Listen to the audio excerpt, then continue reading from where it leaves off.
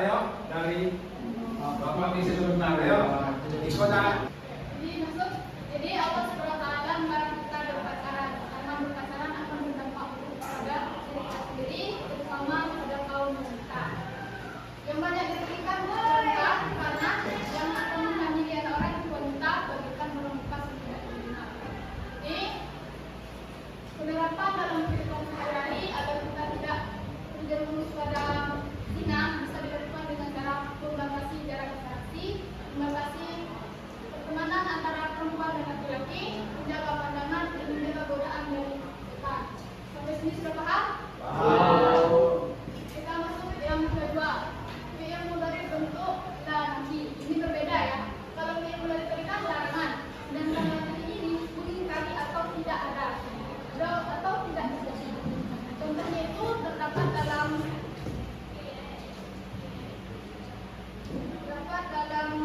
firman Allah surat Al-Waqiah yang mana ayat 79 yang mana artinya tidak ada yang menyentuhnya kecuali orang-orang yang suci. Nah, makna dari surat ini yaitu adalah Al-Quran yang hanya dapat disentuh oleh orang yang suci baik secara fisik maupun spiritual. Jadi selain itu penerapan dalam kehidupan sehari-hari bisa dilakukan dengan cara menghormati Al-Quran dan mempersiapkan diri agar Al-Quran tidak sembarang disentuh dalam keadaan najis.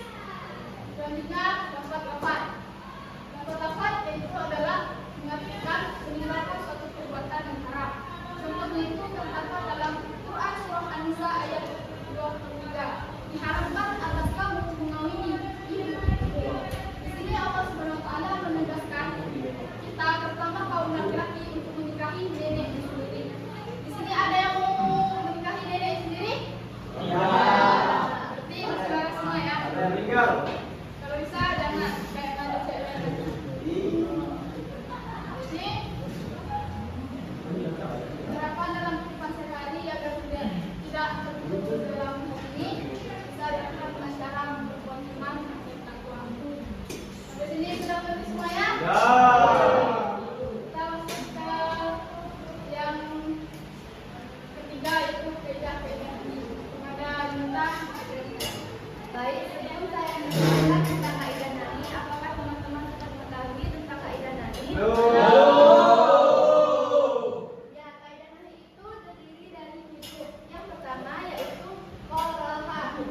Yang kedua, takhir. Yang ketiga, bayanul akibah. Yang keempat, irsyad.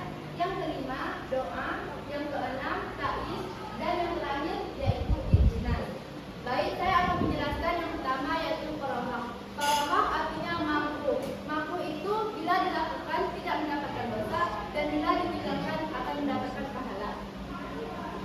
Seperti sabda Nabi Muhammad SAW yang berbunyi, "Wala tusallu fi aqranihi." Yang artinya, dan janganlah kamu sholat di kandang unta. Hadis yang artinya dan janganlah kamu sholat di kandang unta merupakan contoh larangan yang menunjukkan kemakruhan.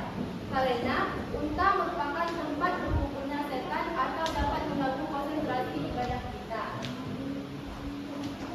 Lanjut yang kedua yaitu takhir yang artinya meremehkan.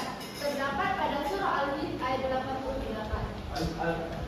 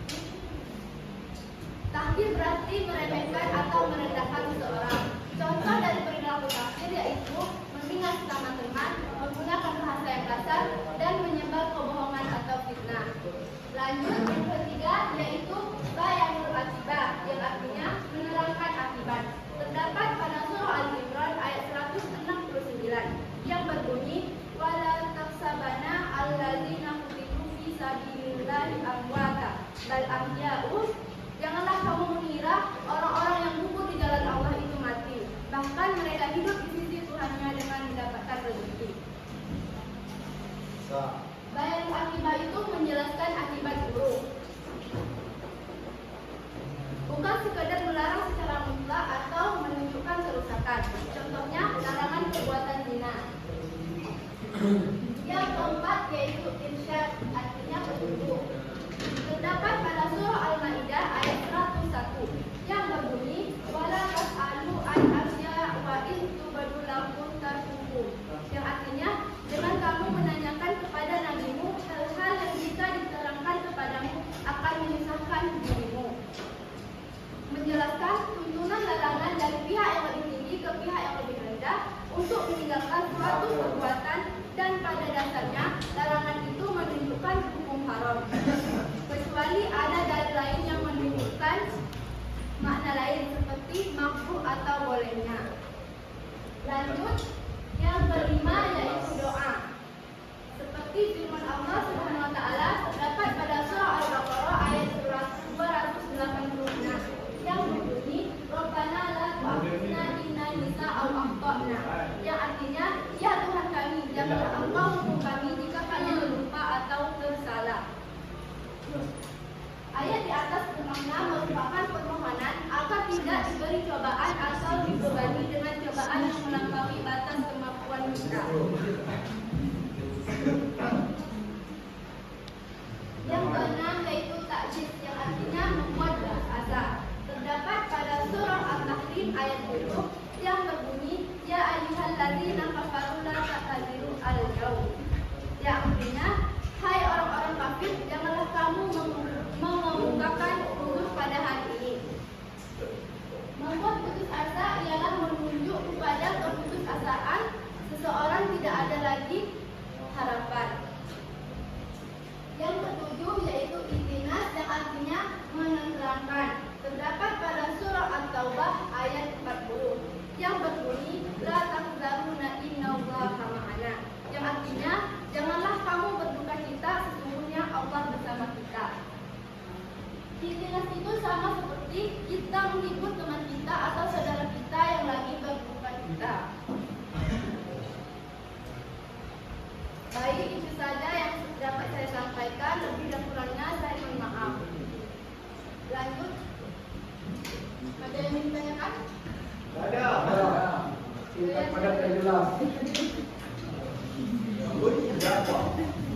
Kalian berempat. Apa aja? Kalian berempat yang biasa. Apa kata ya? Kamu kalau salah diam. Ya Allah.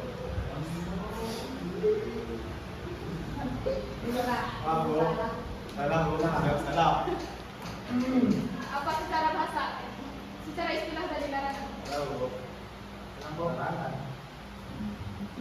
Iya. Tidak tahu. Berarti kamu tidak minta bidang saya dari tadi. Tidak. Banyak pelawan Bu. Ada. Kamu ajar. Pasti pilihan saja Bu. Biarkan aja pilihan Bu. Tahu nggak? Apa saya? Ya, secara istilah. Secara istilahnya Bu.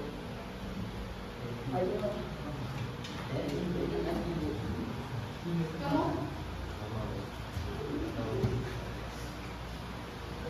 Kamu? Baju berpan. Baju berpan. Siap Bu. Mau. Berpan. Apa ukuran Bu? Merah aja saya Bu. Merah aja saya Bu. Aku secapek deh.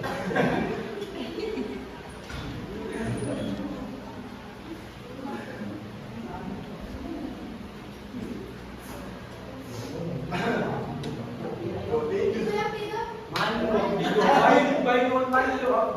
Apa kamu bilang melawan?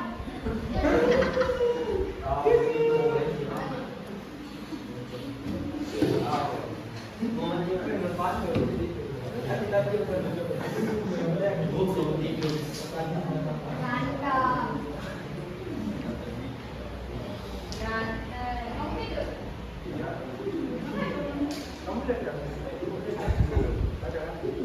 Sebenarnya memperbaiki di depan. Apa? Tidak berdiri.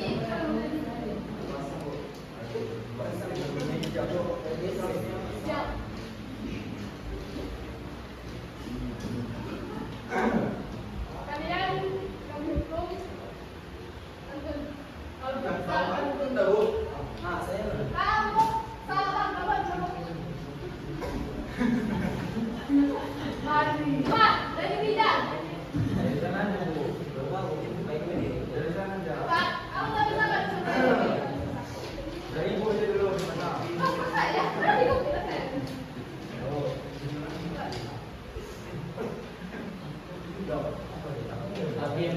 Biar ini biar.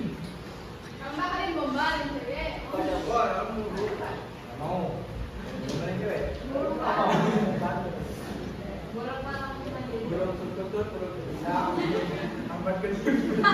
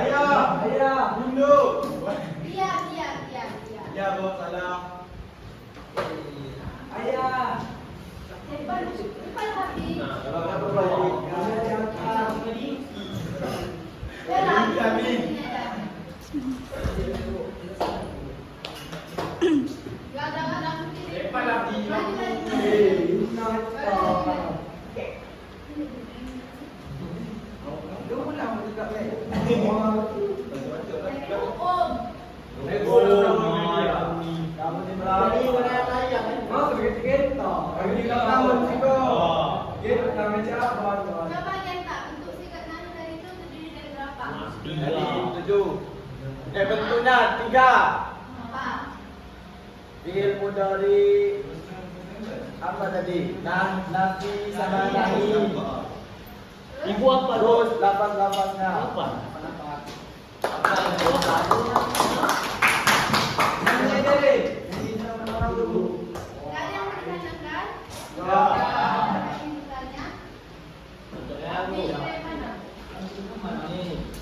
Kan kata ibu tadi amar dan nahi kan beda. Itu apa persamaan antara amar dan nahi? Ada maksudnya. Oke, maksudnya tadi itu ini kan menjelang amar ini kan berbeda. Apa kaitannya? Nah, jadi amar dan nahi itu samaannya yang pertama sama-sama bersumber dari Allah Subhanahu wa taala melalui Nabi Muhammad, yaitu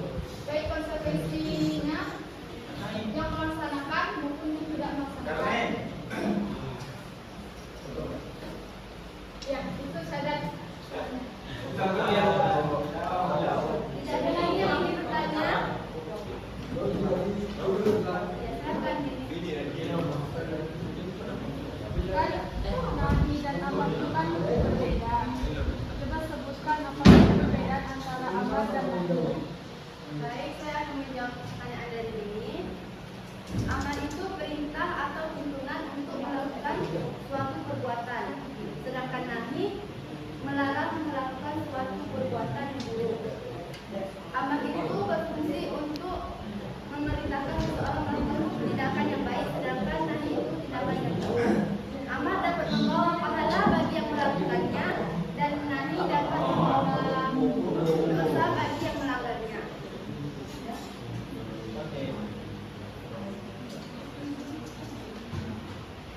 Saya selalu menjawab. Nah, kamu yang depan, tahu di depan. Bu, artinya orang tahu sekarang. Jadi lantaran nggak boleh. Artinya tahu. Beda jam. Mau beda.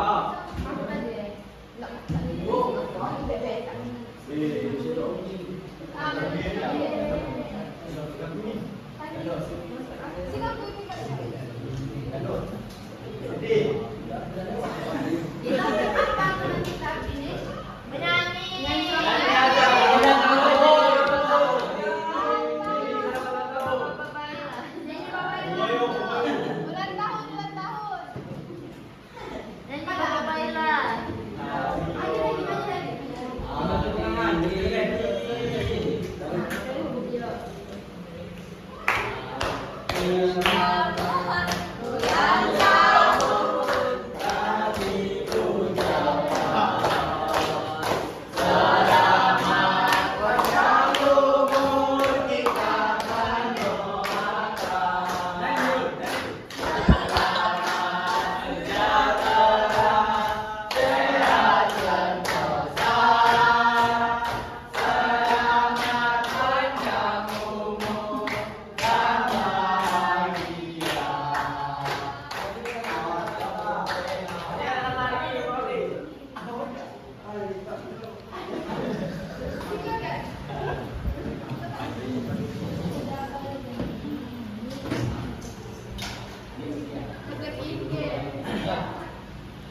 Sampai dengan teng.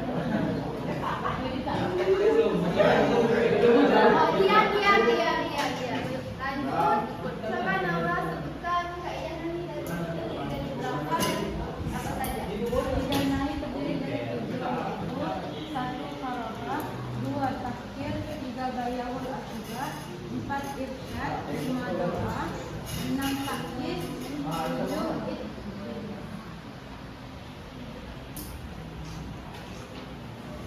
Betul, Bu. Ya, betul.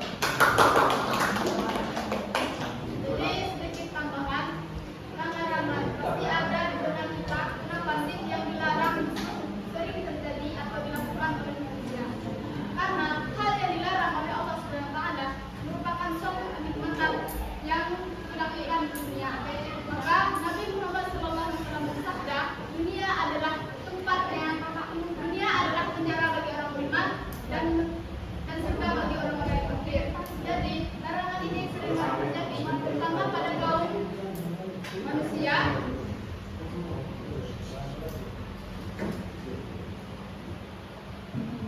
seperti berpacaran, bergibah, mencari serta mengambil harta benda orang lain dengan secara tidak sah, korupsi dan lain sebagainya.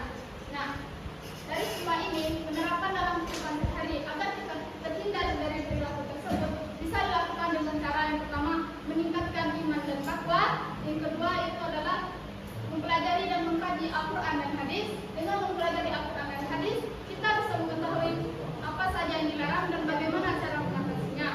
Yang kedua itu adalah meningkatkan integritas diri, menambah sifat amanah, menjauhi dari pergaulan yang salah karena sifat kamu akan membentuk kepribadianmu.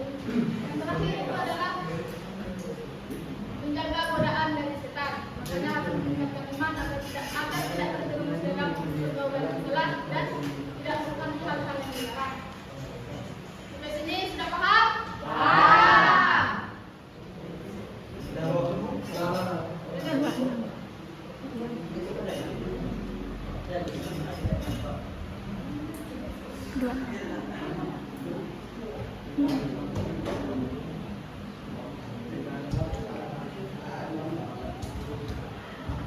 Hei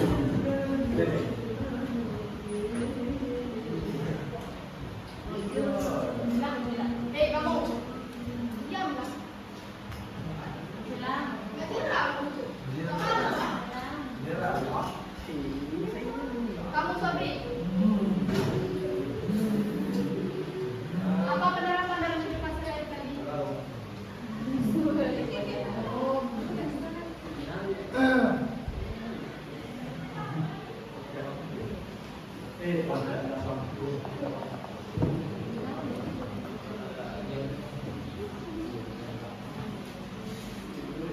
Tidak. Apa penerapan dalam kehidupan sehari-hari? Tidak mencuri. Tidak mencuri, Bu. Terus? Tidak lagi.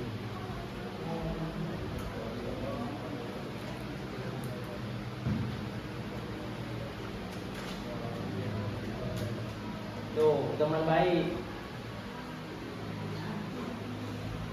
Kenapa? Itu lah tahu.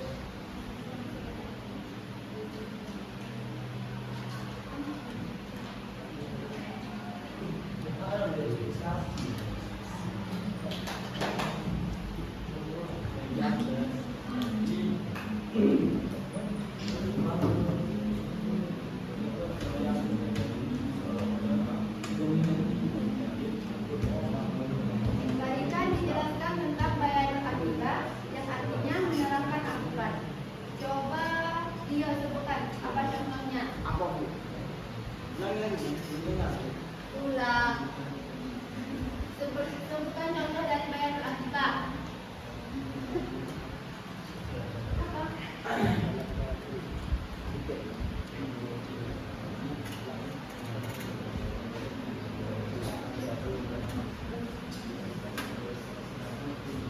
Tidak harus bicara dulu.